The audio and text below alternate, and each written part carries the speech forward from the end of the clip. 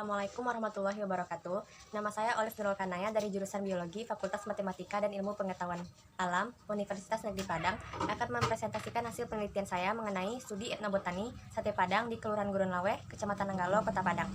Baiklah, yang pertama, saya akan sampaikan latar belakang dari penelitian ini, yaitu sate Padang merupakan salah satu makanan tradisional yang memanfaatkan tumbuhan sebagai bahan alami atau rempah dalam pembuatannya. Pemakaian bahan alami atau rempah tersebut menjadikan sate Padang berpenampilan atraktif dengan warna yang mencolok dan aroma yang khas, sehingga merangsang indera penglihatan dan indera penciuman, serta rasa yang diciptakan dari sate Padang dapat diterima luas oleh masyarakat Indonesia. Penelitian etnobotani yang membahas mengenai pemanfaatan tumbuhan sebagai bahan pembuatan sate Padang belum ada sebelumnya, khususnya pemanfaatan tumbuhan oleh masyarakat di wilayah Kelurahan Gurunlaweh, Kecamatan Nanggalo, Kota Padang. Karena itu, penelitian ini sangat penting untuk dilakukan. Penelitian ini bertujuan untuk mengetahui jenis-jenis tumbuhan, kearifan lokal masyarakat dalam memanfaatkan tumbuhan rempah di wilayah Kelurahan Gurunlaweh, Kecamatan Nanggalo, Kota Padang, serta mengkaji mengenai pengetahuan ilmiah dari masing-masing tumbuhan tersebut. Hasil penelitian ini diharapkan dapat memberikan informasi mengenai pemanfaatan sumber daya alam hayati, terutama tumbuhan sebagai bahan pangan dalam upaya pelestarian. Selanjutnya adalah metode penelitian. Penelitian ini dilaksanakan pada bulan Oktober sampai dengan bulan November 2021. Jenis penelitian ini adalah deskriptif kualitatif dengan teknik pengumpulan data berupa wawancara bebas. Wawancara ini dilakukan pada seluruh penjual sate Padang yang ada di Kelurahan Gurunlaweh, Kecamatan Nanggalo, Kota Padang, yaitu dengan total penjual sate sebanyak 3 orang. Selain itu, wawancara juga dilakukan dengan masyarakat yang memiliki pengetahuan yang cukup baik mengenai pemanfaatan tumbuhan dalam kehidupan sehari-hari sebanyak 15 orang dengan rata-rata umur 40 sampai dengan 60 tahun. Hasil interpretasi data dideskripsikan dalam narasi atau laporan kualitatif meliputi tentang tumbuhan, bagian tumbuhan, kearifan lokal dalam memanfaatkan tumbuhan sebagai bahan pembuatan sate Padang, serta kajian ilmiah mengenai tumbuhan tersebut.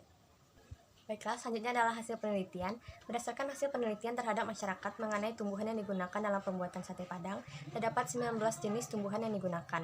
Dari 19 jenis tumbuhan tersebut merupakan jenis tumbuhan yang termasuk golongan tumbuhan rempah-rempah yang biasa dimanfaatkan sebagai penyedap masakan atau bumbu dapur. Tumbuhan tersebut dapat dilihat pada tabel 1, yaitu daun salam, jeruk purut, dan kunyit. Yang organ yang digunakan itu adalah daun. Sedangkan sereh, yang organ yang digunakan adalah batang. Lalu lengkuas, bawang merah, bawang putih, kunyit, dan jahe. Organ yang digunakan itu adalah umbi atau rimpangnya. Lalu ada asam kandis, cabai merah, lada, bunga lawang, dan kapulaga. Organ yang digunakan itu adalah buah. Lalu ada pala, ketumbar, jintan putih, dan adas manis. Organ yang digunakan adalah biji. Selanjutnya itu ada kayu manis. Organ yang digunakan adalah kulit kayu. Dan yang terakhir adalah cengkeh. Organ yang digunakan adalah kuncup bunga keringnya. Selanjutnya akan ditampilkan data mengenai kearifan lokal masyarakat Gurunlaweh, Nanggalo dalam memanfaatkan tumbuhan tersebut yang akan ditampilkan pada tabel 2. Yang pertama itu daun salam, digunakan sebagai bumbu penyedap masakan dan sebagai obat herbal untuk menurunkan tekanan darah dan kolesterol. Yang kedua itu ada lengkuas, sebagai penyedap alami masakan serta penghilang bau pada ayam atau daging. Yang ketiga itu ada serai, digunakan sebagai obat herbal untuk mengobati batuk, sebagai bumbu dapur untuk mengharumkan makanan, dan minyak serai dimanfaatkan sebagai bahan alami pengusir nyamuk. Lalu selanjutnya ada jeruk purut, digunakan sebagai bumbu penyedap masakan dan sebagai obat herbal yang berkhasiat untuk menyembuhkan flu. Yang kelima itu ada kunyit, sebagai pelengkap bumbu masakan, sebagai bahan untuk pembuatan jamu, sebagai bahan alami untuk menjaga kesehatan dan kecantikan seperti pemakaian dalam perawatan kulit dan wajah. Lalu ada asam kandis, bawang merah, bawang putih, dan cabai merah. Ini digunakan sebagai bumbu penyedap masakan.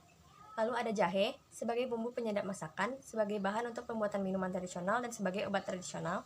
Lalu ada kayu manis, sebagai bumbu penyedap masakan dan sebagai bahan untuk olahan kue. Lalu selanjutnya ada pala, sebagai penyedap untuk kue, roti, dan juga digunakan sebagai bahan penyedap masakan. Lalu ada ketumbar, digunakan sebagai aroma dalam masakan dan sebagai obat herbal.